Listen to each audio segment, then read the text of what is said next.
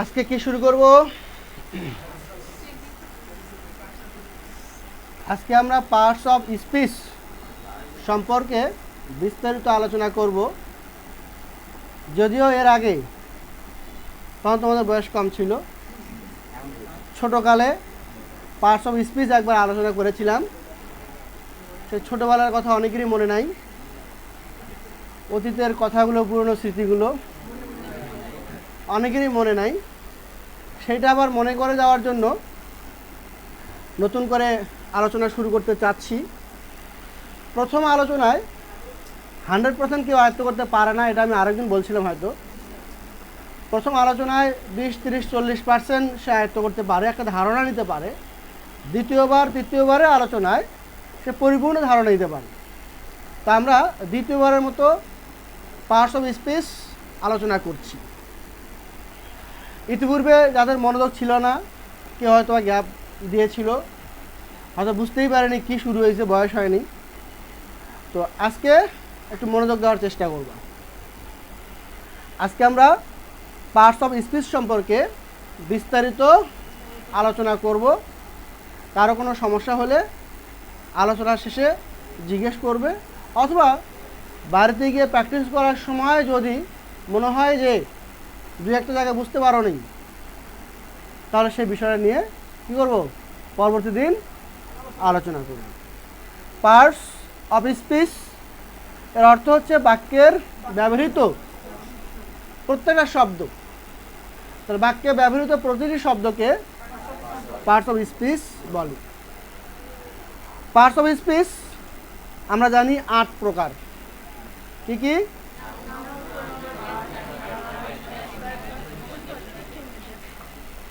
Noun, pronoun, verb, adverb, adjective, preposition, conjunction, interjection. আমরা যখন কোনো একটা রুমে বসি, মিটিং করার জন্য হোক, আলোচনা করার জন্য হোক, তো এই আলোচনা করার জন্য কিছু মেহমান থাকে, ওই অনুষ্ঠানটা পরিচালনা করার জন্য কিছু লোক থাকে, ওই অনুষ্ঠানে কি কথা হবে সেগুলো শোনার জন্য আবার কিছু লোক থাকে। সবাই কি একই চেয়ারে বসে, একই সারিতে বসে?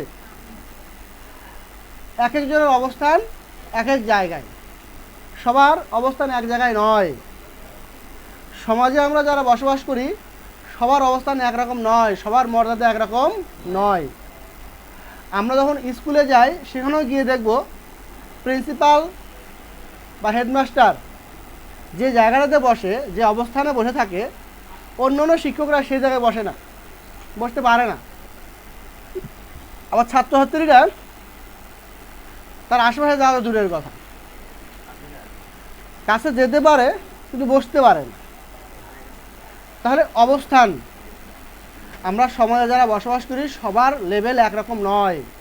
চলতে ফিরতে এক একজনের অবস্থান একরকম, কেউ কারো অবস্থানে সহজে যেতে পারে না। ঠিক একটা বাক্যের মধ্যে প্রত্যেকটা শব্দ একরকম হলেও, প্রত্যেকটা আলাদা আলাদা করে একটা করে শব্দ হলেও তাদের অবস্থানগত কিছু পার্থক্য আছে। চাইলেই সব শব্দ সব জায়গায় বসতে পারবে না। তাদের পদমর্যাদা অনুযায়ী, তাদের অবস্থান অনুযায়ী, সামাজিক স্ট্যাটাস অনুযায়ী এক একজন একই জায়গায় বসবে। ব্যক্তি যেমন সামাজিক স্ট্যাটাস অনুযায়ী কোনো একটা মিটিংয়ে গেলে যদি উচ্চ পদস্থ কোনো কর্মকর্তা আসে তাহলে তার জন্য আলাদা একটা চেয়ার সুসজ্জিত করে রেখে দেবে। যারা সাধারণ জনগণ শ্রোতা তাদের জন্য সুসজ্জিত করে চেয়ার রেখে দেবে, তাদের জন্য সাধারণ চেয়ার। সেরকম হলে পলের উপর মাহফিল যেগুলো হয় আর কি, মাহফিলের সময় যারা প্রধান বক্তা, প্রধান অতিথি, আমন্ত্রিত অতিথি, তাদের জন্য স্টেজে সিট বা চেয়ার বরাদ্দ থাকে। কিন্তু যারা শ্রোতা অরিজিনালি শুনতে যায় তাদের জন্য মাটির উপরে পল বিছানো থাকে। অথচ আমরা সবাই মানুষ, সবার অবস্থান কি একরকম হলো? বাক্যে ব্যবহৃত প্রত্যেকটাই একটা আলাদা আলাদা করে শব্দ হলেও সবার অবস্থান এক নয়। আমরা পার্টস অফ স্পিচকে শিখব বাক্যে ব্যবহৃত প্রত্যেকটা শব্দের অবস্থান অনুযায়ী আমরা কি শিখব? পার্টস অফ স্পিচ শিখব।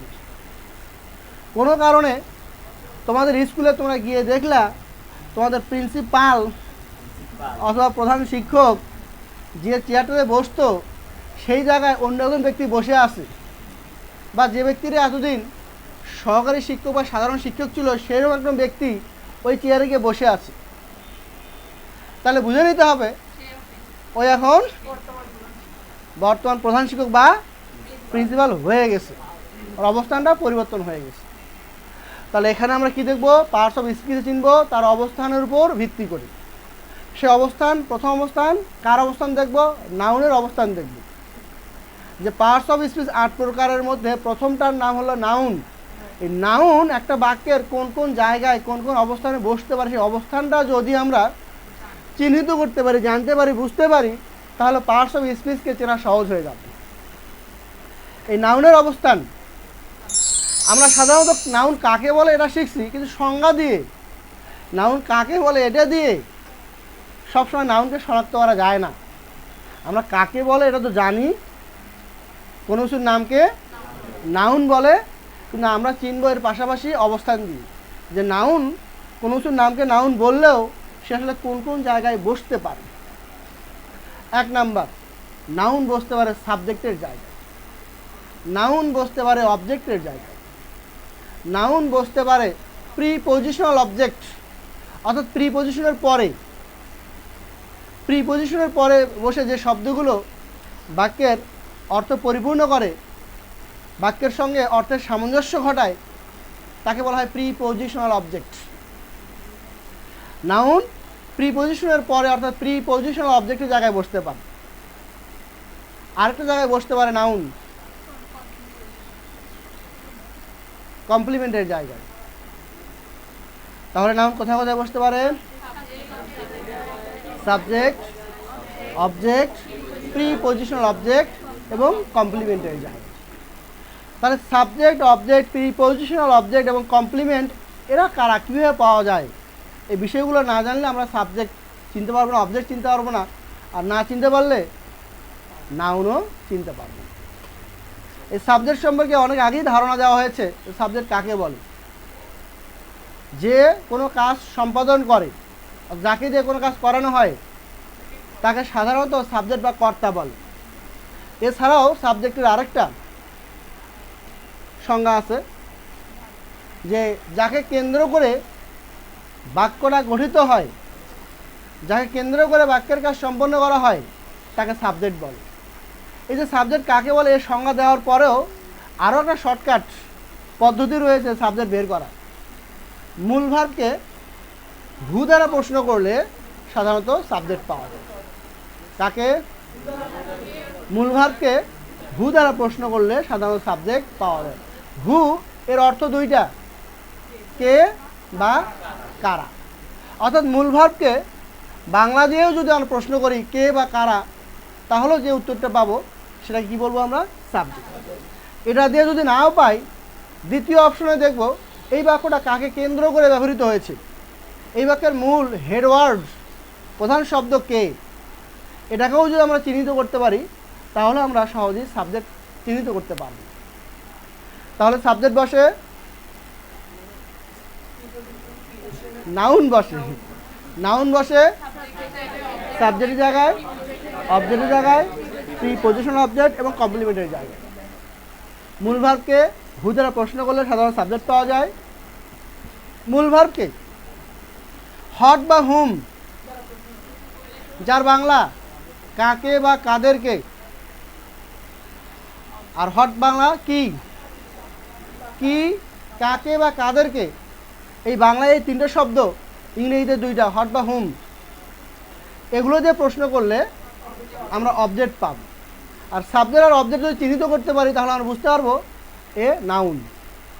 পাশাপাশি প্রিপজিশনের শর্টকাট একটা সংজ্ঞা বা নিয়ম বলে দেওয়া হয়েছে, যে শব্দগুলোর সঙ্গে বাক্যের অর্থের সামঞ্জস্য থাকে না অর্থের সামঞ্জস্য করার জন্য ওই শব্দটার আগে অতিরিক্ত করে যে শব্দটি ব্যবহার করতে হয় তাকে বলা হয় প্রিপজিশন। আর এই প্রিপজিশনের পরে যে শব্দটা বসে তাকে বলা হয় প্রিপজিশনাল অবজেক্ট। এই প্রিপজিশনাল অবজেক্টের জায়গায় কে বসে? নাউন। আরেকটা জায়গায় বসে কমপ্লিমেন্ট। কমপ্লিমেন্ট বলা হয় সাবজেক্টের পরিপূরক। সাবজেক্টের পরিপূরক, সাবজেক্টের বিকল্প হিসেবে যে শব্দটা ব্যবহার করা হবে, সাবজেক্টের বিকল্প পরিচয় যে শব্দটা তুলে ধরবে তাকে বলা হবে কমপ্লিমেন্ট। এই কমপ্লিমেন্টের জায়গায় বসে নাউন। যদিও সাবজেক্ট, অবজেক্ট, প্রিপজিশনাল অবজেক্ট এই তিনটে জায়গায় নাউন এবং একই সাথে প্রোনাউনও বসতে পারে। কোন কোন জায়গায়? সাবজেক্ট, অবজেক্ট এবং প্রিপজিশনাল অবজেক্টের জায়গায় একই সঙ্গে নাউনও বসে, আবার প্রোনাউনও বসে। কিন্তু কমপ্লিমেন্টের জায়গায় বসে নাউন এবং একই সঙ্গে অ্যাডজেক্টিভ, একই সঙ্গে অ্যাডজেক্টিভ। তাহলে আমরা নাউনের অবস্থান দেখতে পেলাম যে নাউন সাবজেক্টের জায়গায়, অবজেক্টের জায়গায়, প্রিপজিশনাল অবজেক্টের জায়গায় এবং কমপ্লিমেন্টের জায়গায় বসতে পারে। এই চারটে অবস্থানে নাউন বসে, এই চারটের উদাহরণ দেখব আমরা এখন। 1 নম্বরে, honesty is the best policy. সততা হয় সর্বোৎকৃষ্ট পন্থা। এই বাক্যটা কোন শব্দটাকে কেন্দ্র করে গঠিত হলো? সততা অর্থাৎ অনেস্টিকে কেন্দ্র করে এই বাক্যটা গঠিত হয়েছে। এটাই সাবজেক্ট। আর সাবজেক্ট হওয়ার কারণে আমরা বলতে পারবো এটা নাউন। দ্বিতীয়ত, আই লাইক অনেস্টি। আমি সততা পছন্দ করি। এখানে মূল ভার্ব হলো লাইক। এই লাইক শব্দটাকে, এই লাইক ভার্বটাকে আমরা হট অথবা হুম, বাংলায় কি, কাকে বা কাদেরকে, এই শব্দগুলো দিয়ে যদি প্রশ্ন করি আর তখন যদি কোনো উত্তর পাই তাহলে বুঝবো এটা অবজেক্ট। তাহলে প্রশ্ন করি কি পছন্দ করি? অনেস্টি, সততা, তাহলে এটা অবজেক্ট। অবজেক্ট জায়গায় বসার কারণে সে নাউন। কোন জায়গায় বসার কারণে? অবজেক্টের জায়গায় বসার কারণে সে নাউন। এবার prepositional object, do it with honesty. সততার সাথে এই কাজটি করো। এই উইথ শব্দটা আমরা যদি এই বাক্য থেকে বাদ দিয়ে দেই তাহলে সততা দিয়ে এই বাক্যের সঙ্গে অর্থের কোনো মিল আসবে না। ডু ইট অনেস্টি, সততা কাজটি করো, মেলে না। তাহলে এই সততা শব্দটিকে এই বাক্যের সঙ্গে সামঞ্জস্যপূর্ণ করার জন্য অতিরিক্ত করে উইথ ব্যবহার করা হবে। এটাই হলো প্রিপজিশন। আর এই প্রিপজিশনের জন্য যে শব্দটা বসবে, অর্থাৎ প্রিপজিশন যে শব্দটার জন্য আসলো, সেই শব্দটা হয় নাউন, না হয় প্রোনাউন। আর এই অনেস্টিকে বলা হবে প্রিপজিশনাল অবজেক্ট। প্রিপজিশনাল অবজেক্টের জায়গায় বসে নাউন অথবা প্রোনাউন। তাহলে আমরা নাউনের আরেকটা অবস্থান দেখলাম এখানে, প্রিপজিশনাল অবজেক্টের জায়গায়। Prepositional object. এবার 4 নম্বর, ট্রুথফুলনেস ইজ অনেস্টি। সত্যবাদিতা হয় সততা। এখানে সত্যবাদিতা আর সততা সমান, দুইটা একই ব্যক্তি, বস্তু বা বিষয়কে বোঝানোর চেষ্টা করতেছি। রহিম ইজ গুড। এখানে গুড যে ব্যক্তি, রহিম ওই ব্যক্তি। এটাকেই বলা হয় কমপ্লিমেন্ট। অনেস্টি হচ্ছে ট্রুথফুলনেসের কমপ্লিমেন্ট। এই কমপ্লিমেন্টের জায়গায় বসতে পারে নাউন অথবা অ্যাডজেক্টিভ। আমরা এখানে নাউনের একটা অবস্থান দেখলাম কমপ্লিমেন্টের জায়গায়। এই চারটে উদাহরণ থেকে আমরা বলতে পারি যে নাউন বসে সাবজেক্টের জায়গায়, অবজেক্টের জায়গায়, প্রিপজিশনাল অবজেক্টের জায়গায় এবং কমপ্লিমেন্টের জায়গায়। এ হলো নাউনের উদাহরণ। এবার সেম জায়গায় নাউন যে যে জায়গায় বসে ঠিক সেই সেই জায়গায় প্রোনাউনও বসে। শুধু 4 নম্বরে যে উদাহরণ কমপ্লিমেন্ট, সেই জায়গায় প্রোনাউন বসে না। ক্ষেত্র বিশেষে 2-1টা জায়গায় সেখানেও বসে, তবে সাধারণ বাক্যে প্রোনাউন কমপ্লিমেন্টের জায়গায় বসে না। আমরা এখন প্রোনাউনের উদাহরণ দেখব।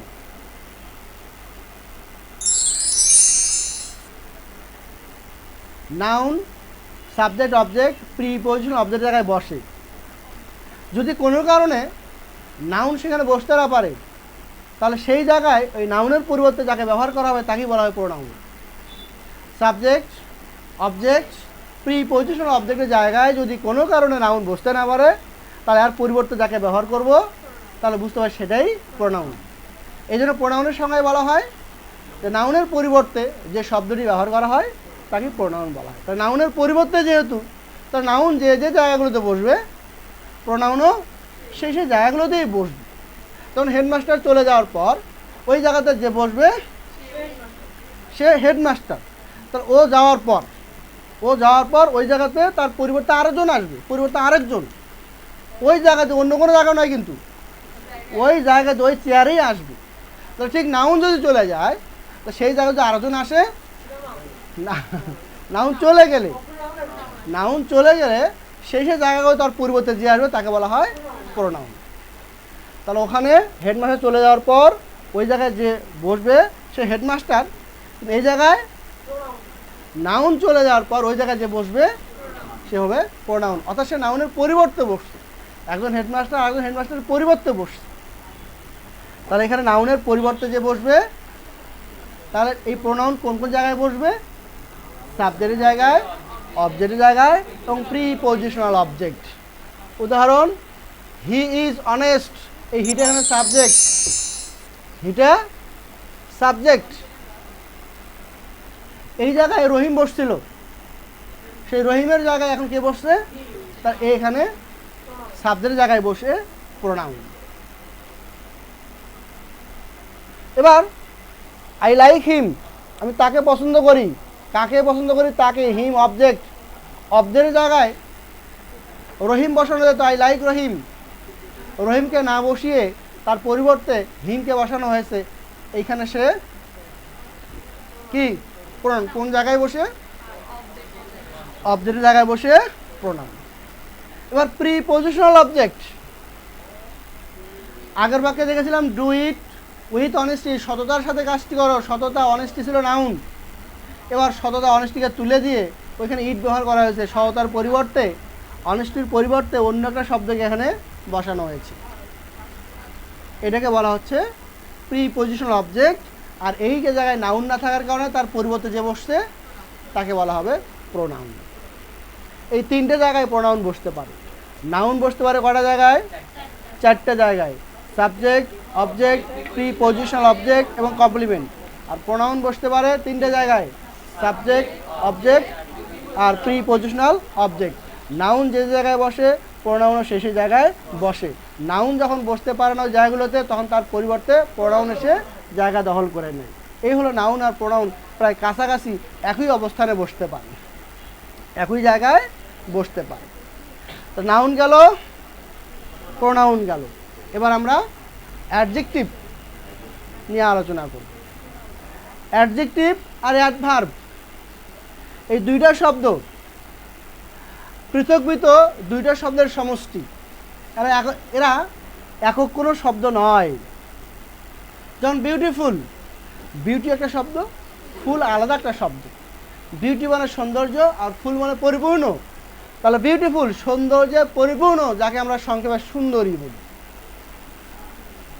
ঠিক অ্যাডজেক্টিভ আর অ্যাডভার্ব এরা একক কোনো শব্দ নয়, ভিন্ন ভিন্ন দুটো শব্দ একত্রিত হয়েছে।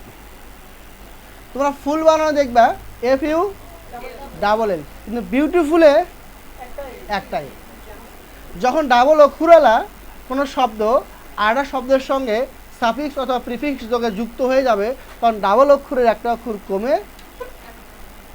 কমে একটা থেকে যাবে। তখন টিল বানানো দুটো L, TI double till. Until যখন বানান করবো তখন একটাই। WE ডাবল ওয়েল মানে ভালো, কাম মানে আশা। ওয়েলকাম যখন একখানে করবো তখন একটা L হয়ে যায়।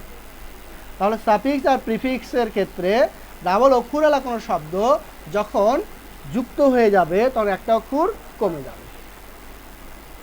এখানেও অ্যাডভার্ব আর অ্যাডজেক্টিভ মূলত অ্যাড একটা শব্দ, ভার্ব একটা শব্দ। অ্যাড একটা শব্দ, জেক্টিভ একটা শব্দ।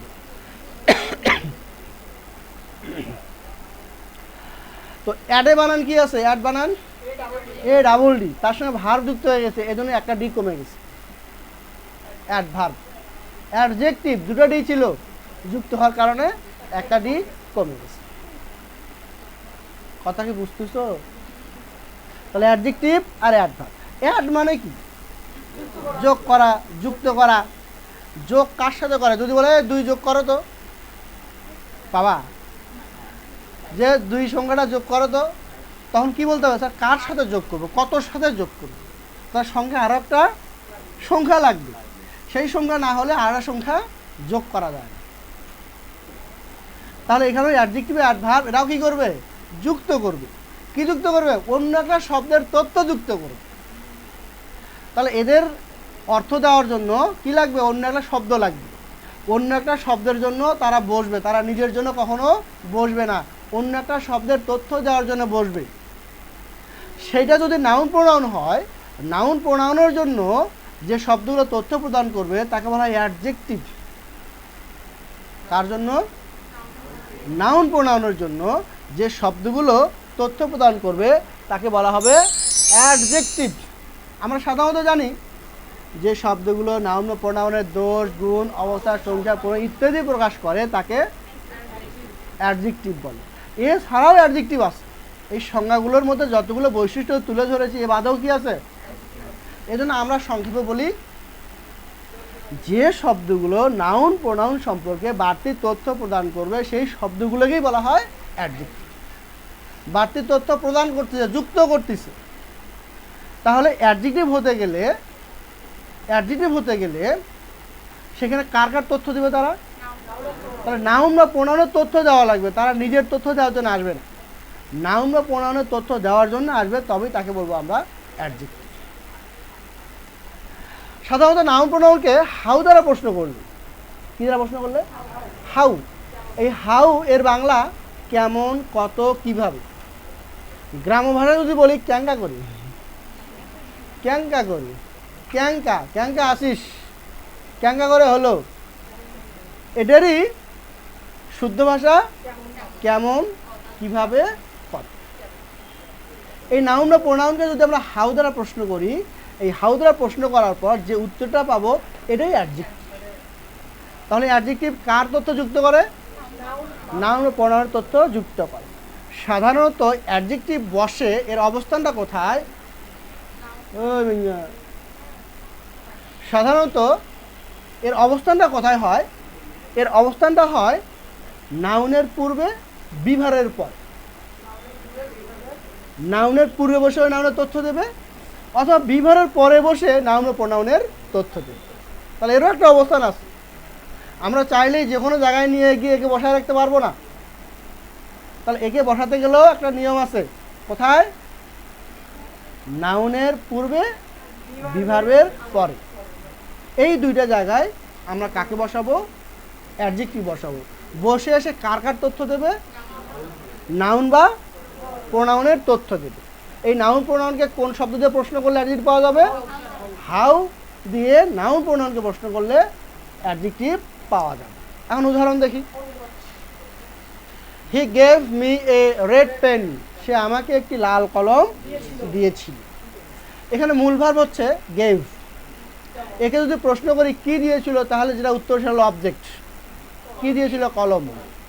তাহলে কলমটা হলো অবজেক্ট। এই অবজেক্ট মানে সে নাউন। অবজেক্ট মানে সে কি? নাউন অথবা প্রোনাউন। এই নাউন প্রোনাউনকে এখন আমরা প্রশ্ন করব হাউ দ্বারা, বা অন্য যে কোনো শব্দ দিয়েও হতে পারে। কলম, কেমন কলম, কেমন কলম, কোনটা উত্তরে আসবে? লাল কলম। কয়টি কলম? তাহলে একটি। এ এই পেনকে প্রশ্ন করে, নাউনকে প্রশ্ন করে এ, এই শব্দটা উত্তরে পাইলাম। রেড এই শব্দটাও উত্তরে পাইলাম। এবং তারা দুটোই কিন্তু নাউনের আগে বসছে, অবস্থানের দিক থেকে নাউনের আগে বসছে। তাহলে এই দুটো শব্দই অ্যাডজেক্টিভ। কে বোঝো নাই? Everybody likes an honest man, প্রত্যেকেই একজন সৎ ব্যক্তিকে পছন্দ করে। কাকে পছন্দ করে? ব্যক্তিকে। কাকে পছন্দ করে? ব্যক্তিকে। কারণ ওই ব্যক্তিকে আমরা প্রশ্ন করব কেমন ব্যক্তি? সৎ। কয়জন ব্যক্তি? একজন। তাহলে এই ম্যান এটা অবজেক্ট জায়গায় বসে নাউন। এই নাউনকে প্রশ্ন করলাম কেমন ব্যক্তি? সৎ ব্যক্তি। কয়জন? একজন। অ্যান্ড এবং অনেস্ট এই দুটোই নাউনের আগে বসে ওই নাউনের তথ্য প্রদান করলো, এই দুটো শব্দই অ্যাডজেক্টিভ। অ্যাডজেক্টিভ নাউনের পূর্বে, বিভার্বের পরে। এবার আমরা নাউন আলোচনা করার সময় বললাম নাউন বসে সাবজেক্টের জায়গায়, অবজেক্টের জায়গায়, কমপ্লিমেন্টের জায়গায়। ওই সময় বলছি কমপ্লিমেন্টের জায়গায় আরও একটা শব্দ বসে, সেটা হলো অ্যাডজেক্টিভ। তাহলে কমপ্লিমেন্টের জায়গায় নাউনও বসতে পারে, অ্যাডজেক্টিভও বসতে পারে। এখন সেই কমপ্লিমেন্টের জায়গায় দেখবো অ্যাডজেক্টিভ কীভাবে বসে। হি ইজ গুড, সে হয় ভালো। এবার এই ভালো শব্দটা কার কথা বলা হচ্ছে? হি, প্রোনাউনের। এবং সে বিভারের পরে বসছে কিনা? বিভারের পরে বসছে। বসে গুড সাবজেক্টেরই তথ্য প্রদান করতেছে। এই হি দিয়ে যে ব্যক্তিকে বোঝাচ্ছে, গুড দিয়েও তাকেই বোঝাচ্ছে। এটাই কি বলা হয়? কমপ্লিমেন্ট। এটাকেই বলা হয় কমপ্লিমেন্ট। আগের বাক্যে এই হি আর পেন কি এক? প্রথম বাক্যে হি আর পেন এক নয়, এখানে কি এটা কমপ্লিমেন্ট বলা যাচ্ছে না। কিন্তু 3 নম্বর বাক্যে হি যে ব্যক্তি, গুড যাকে বলা হচ্ছে সেও একই ব্যক্তি। এই জাতীয় বাক্যগুলোকে বলা হয় কমপ্লিমেন্ট। আর এই কমপ্লিমেন্টের জায়গায় বসতে পারে নাউন অথবা অ্যাডজেক্টিভ। তাহলে নাউন আর অ্যাডজেক্টিভ পৃথক করবো কীভাবে? হাউ দিয়ে প্রশ্ন করে উত্তর পেলে অ্যাডজেক্টিভ, আর না পেলে নাউন। এখানে প্রশ্ন করি সে কেমন? গুড, ভালো, তাহলে এটা অ্যাডজেক্টিভ। তাহলে আজকে আমরা নাউন, প্রোনাউন আর অ্যাডজেক্টিভ সম্পর্কে সুস্পষ্ট ধারণা দেওয়ার চেষ্টা করলাম। অবশিষ্ট যেগুলো আছে তার মধ্যে গুরুত্বপূর্ণ অ্যাডভার্ব, প্রিপজিশন, এই দুইটা সবচেয়ে বেশি গুরুত্বপূর্ণ। এই বিষয়গুলো নিয়ে আগামীকাল আলোচনা হবে। সে পর্যন্ত কি থাকবে? ভালো থাকো। আল্লাহ হাফেজ।